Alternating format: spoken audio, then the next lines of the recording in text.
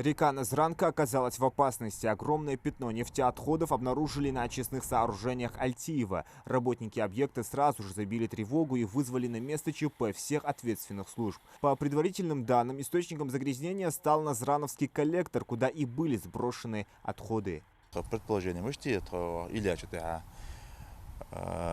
айваж отдельно город айваж канализационный люк, че санте пани сани воспроизводят, а считаешь хамашчи. Ну, сакел, чебалыч, сагу бәрі, чуати шабо бутахана, на хабяб чуати шабо, дал халишке ходится на шифудят, шималдят. Ханял чуах харц хами ирч хами кизик хамдат сгудер.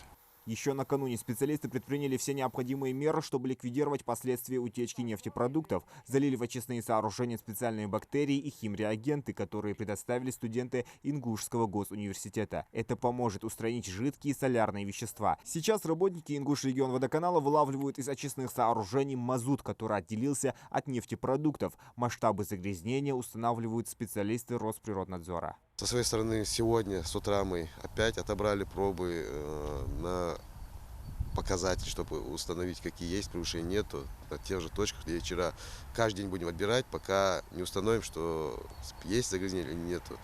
Результат анализа вчерашних одобранных проб будет через 2-3 дня. Но мы в любом случае каждый день будем отбирать и мониторить ситуацию. И выезжать, и контролировать, как и работы по ликвидации данной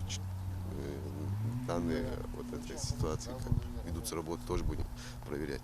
Для оценки ситуации еще накануне тут был организован штаб с участием специалистов регионального управления Роспотребнадзора, Республиканского Минприроды, администрации Назрани и МЧС. Назранке благодаря предпринятым своевременным действиям, возможно, ничего не будет угрожать. Практически можно сказать с большой уверенностью, с долей вероятности о том, что она не загрязнена. Но заборы мы сделали, результаты будут на следующий день, тогда мы точно можем утверждать. Но работы были предприняты, благодаря тесному взаимодействию нам удалось предотвратить вот эту, можно сказать, небольшую технологическую катастрофу.